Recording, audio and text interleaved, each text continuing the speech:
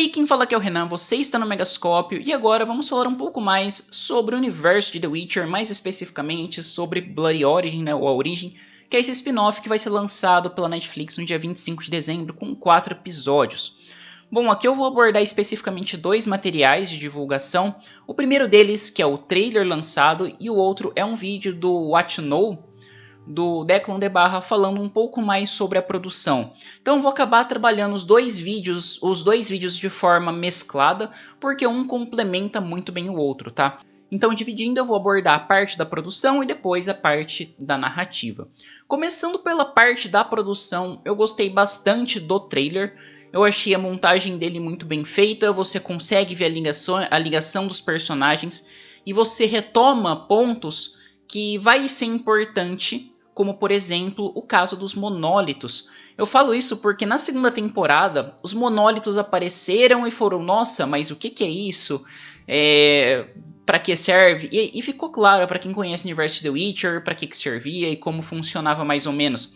Mas aqui a forma deles explorarem o monólito já está clara em poucas cenas, em algumas frases, o que é bem legal, porque eu acho que você já tira um peso do que vai ser contado nos outros episódios, né? Lembrando que a série ela foi enxugada para 4 episódios, e eu acho ainda isso positivo. Vamos ver a série para ver como que fica, mas eu acho isso positivo porque se você tirou a parte que é a gordura, que contava só um tempinho ali, putz, temos que fazer 6, e tirou essa gordura, você deixa a história mais dinâmica. E o trailer foi bastante dinâmico em relação a isso, em mostrar a ligação dos personagens, já mostrando que o enredo vai colaborar para isso. Então, assim, tá muito interessante. Isso acredito que sem revelar muito da trama. Porque aqui o que vai ser mais decisivo, eu acho que vai acabar sendo guardado mesmo, para você não necessariamente ir descobrindo, porque parte dessa história de A Origem, apesar de trazer elementos originais, a gente já conhece, para quem é fã de The Witcher, a história do passado dos continentes, vagamente, claro, de que os elfos dominavam e tal. Então, aqui a forma que eles vão explorar isso, que vai ser bastante interessante. E o final dos elfos, não que a gente... final dos elfos a gente já sabe, entre aspas, pelo que acontece em The Witcher. Pelo que é mostrado em The Witcher, né? Então, aqui eu acho que tá bem interessante, tá chamando atenção. A parte da música da série, fiquei bastante feliz que foi corrigida, porque o primeiro trailer ele trouxe uma música bastante pop, uma trilha sonora bastante pop, e aquilo, que nem eu falei no outro vídeo, realmente me tirou um pouco do trailer, porque eu falei que isso não é o universo de The Witcher, esse popzão de fundo, sabe? Aí eu achei que nos materiais que foram divulgados posteriormente, eles acertaram o tom da música para combinar mais com a ambientação. E em relação ao vídeo do Declan de Barra, né, gostei porque ele aborda, além do enredo que eu vou comentar depois, ele aborda um pouco mais visualmente a parte da produção, um pouquinho do por trás das câmeras, que é mostrado em algumas imagens. Então acho que dá pra ver que teve um capricho bastante grande para a construção de cenários, assim como a gente também viu para a segunda temporada. E eu fico feliz que esse padrão tenha sido mantido para o spin-off, porque eu acho importante você ter essa qualidade, logicamente, e atrair o público de The Witcher, por mais que, enfim, não vou me alongar nesse assunto, tá? Do fandom de The Witcher, o quanto que eles se apegam à série, ou quanto eles não se apegam à série, toca o barco. Mas a série, ela é ampla, né? Então, para você conseguir produzir spin-offs e explorar mais o material, não adianta você focar a qualidade numa série principal. Você tem que... Tudo que for relacionado àquilo, você tem que trazer qualidade também, porque senão uma coisa vai queimando a outra. E o que a gente vê, por exemplo, aqui em A Origem, é um capricho que eu considero grande inicialmente, né? Antes de ver a série de antemão, vendo o trailer, por mais que eu saiba que serve para essa finalidade mesmo de divulgação. E eu boto uma confiança nisso porque a gente viu como veio o anime de The Witcher, veio muito bem produzido, muito bem feito. Então eu acho que é isso que a gente espera pro spin-off, né? Que ele venha com esse tratamento e mesmo carinho que foi aplicado ao anime. Mas claro, vamos ver como vai ficar e logicamente vocês poderão conferir o review dos episódios aqui no Mega. Agora vamos passar para a parte de narrativa. Como eu falei, o trailer e o vídeo do Declan de Barra, eles se complementam. Eles se complementam de que forma? O trailer ele vai mostrar o Império ali, a região do continente, que o Declan de Barra reforça no seu vídeo, que é o mesmo continente que a gente vê em The Witcher. Então quando ele fala isso e atinge um público maior, eu acho que falar alguém que não leu os livros, mas só consumiu a série, pode pensar, ah não, então vou ver mais sobre isso para entender mais sobre a história e explorar mais sobre o passado daquela região. Então ali a gente vê o mapa do continente mesmo. Se a gente se a gente pausar o vídeo, a gente vai poder ver o mapa estendido na mesa. A gente pode até fazer inferências de que reino na época do Geralt ali da série principal domina cada região. Eu não vou me estender nesse tópico porque eu acho que a gente pode explorar de forma um pouco mais calculada isso e entender um pouco mais a evolução de cada região para ver como que o povo elfo lidou com as mudanças ali. E ali a gente já vê todo um contexto de guerra, mostrando que por mais que os elfos sejam uma raça única, né, digamos assim, eles ainda assim tinham suas diferenças políticas. O que eu acho bastante interessante, porque é um core bastante importante em The Witcher, você abordar esses tópicos, e fiquei feliz que isso foi mantido, esses conflitos de um império querer dominar o outro.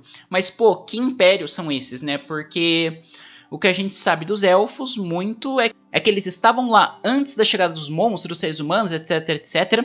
E aí nós tivemos a conjunção das esferas, esse grande evento, e isso acabou afetando eles até que eles acabaram tendo que se isolar porque os seres humanos dominaram e foi acontecendo até se tornar o continente que a gente conhece na série principal. Bom, na série nós iremos ver 3 impérios, que é Prixia, Shintria e Darwen. Eu acho que é assim que se pronuncia.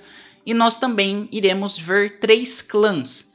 Esses clãs, eles são o clã do cachorro, o clã da serpente e o clã do corvo. Como isso se relaciona? Bom, como o Declan de Barra fala no seu vídeo, cada clã possui guerreiros que protegia especificamente o rei, que ele não obedecia ao reino ou a ninguém. A função dele era proteger somente o rei. E acredito que essa será a origem dos protagonistas mesmo, né? Porque a gente tem ali o Fijal e a Ellie, que são 2 personagens que são muito fortes e muito bem treinados, né? Então acredito que eles seriam essas pessoas e acabam sendo afastados ou se tornando párias para então dar o desenrolar da história. E eu gostei bastante desse contexto, porque a gente mantém um cenário conflituoso, mostrando que mesmo entre os elfos já não era aquela paz. Até porque a gente vê ali no trailer que um dos reinos ele se destaca como império e tenta avançar para cima dos outros, querendo dominar todo o continente. Aqui a gente faz uma pausa para falar assim, putz, mas eu já vi isso em The Witcher. Sim, com Nilfgaard. Assim como Shintria é bastante parecido com Sintra, né?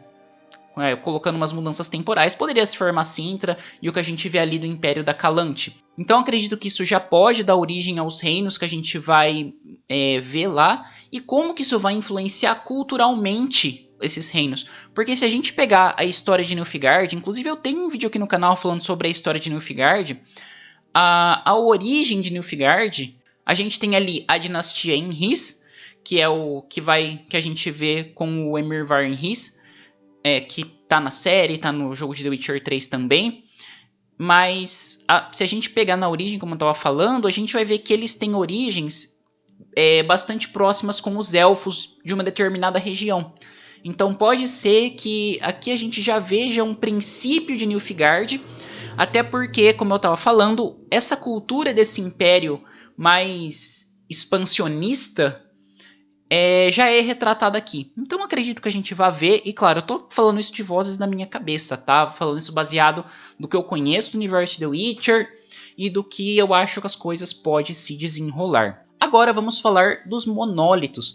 Como que os monólitos vão ter a influência aqui em Blood Origin? Bom, basicamente o que dá a entender é que os monólitos são responsáveis pela conjunção das esferas. E como isso aconteceu? A cultura élfica, como é mostrada, existe uma mistura bastante intrínseca de magia e ciência. E esses monólitos, pelo que é mostrado no trailer, eles tinham a função de serem portais. Porque a gente até vê em um momento soldados saindo desse portal e aí algo acaba puxando eles e saindo um monstro no lugar. Então aqui os monstros são novidades para eles. Mas também parece que aquele elfo mago do Império mais expansionista, ele tenta manipular isso e usar os monstros a seu favor. Então aqui, do que eu entendi e acredito que vai acontecer, é que esses monólitos acabaram sendo uma forma de você transportar os seus soldados para regiões e ir dominando e aumentando o poder desse império, surpreendendo o inimigo, né, e justamente trazendo essa mistura de ciência e magia. Só que em algum momento a questão desses portais acabou fragilizando o que seria um véu entre os mundos. E aí a gente teve a conjunção das esferas e a chegada dos monstros. Então assim, eu achei interessante a explicação, porque isso já foi explorado na série. Teve um papel bastante importante para a apresentação da Caçada Selvagem, né, ali no final do episódio, e também para contar um pouco mais sobre quem era a Voylethmer. Personagem que eu gostei bastante, diga-se de passagem. Achei bastante coeso com o que foi colocado na segunda temporada dentro do roteiro, claro. Então assim, eu fiquei feliz de como eles explicaram isso de uma forma simples, sem ficar firulando, sem trazer uma complexidade desnecessária. Gostei do material, tô bastante empolgado para a série, para os 4 episódios. Eu vou fazer o vídeo comentando sobre os personagens, aí sim eu tenho algumas ressalvas, mas eu tô esperando a divulgação de mais alguns materiais para confirmar isso. E assim, tem tudo para ser uma série boa, eu acho, sabe? Se a gente pensar no universo de The Witcher, eu acredito que ela esteja fazendo sentido com o que foi apresentado na série, dando destaque que sim, eu tô separando livros e jogos da série porque eu tô entendendo que a Netflix está fazendo como uma adaptação e curtindo isso como uma adaptação. Por mais que eu goste do universo, que eu quisesse ver uma coisa extremamente fiel. E apesar de que comparações sejam inevitáveis, eu acho que dá pra gente curtir os dois, sabe? Da gente, logicamente, pensar em mudanças cabíveis, em mudanças descabíveis, mas colocar isso na balança e medir pra não ficar dando um hate desnecessário, um hate descontrolado, como a gente acaba vendo. Tentar ser mais ponderado mesmo nesse aspecto, tá? Mas eu não vou me estender nesse assunto, porque novamente eu vou acabar chegando no fandom é isso aí. Bom, gente, vou ficando por aqui, espero que vocês tenham curtido o vídeo. Se inscreva no canal, ative o sininho, dê um joinha que ajuda bastante na divulgação, na descrição, link das nossas redes sociais, link do site do Mega, www.planescola.com.br, e também o link do nosso Padrim, caso você queira nos apoiar. Já deixando aqui um grande abraço a todos os apoiadores. Nos comentários, fala aí o que vocês acharam do trailer, o que vocês acharam do vídeo do Declan de Barra e o que vocês esperam do enredo da série. Lembrando sempre que sugestões para futuros conteúdos são sempre muito bem-vindos. Bom, é isso aí, muito obrigado e até a próxima!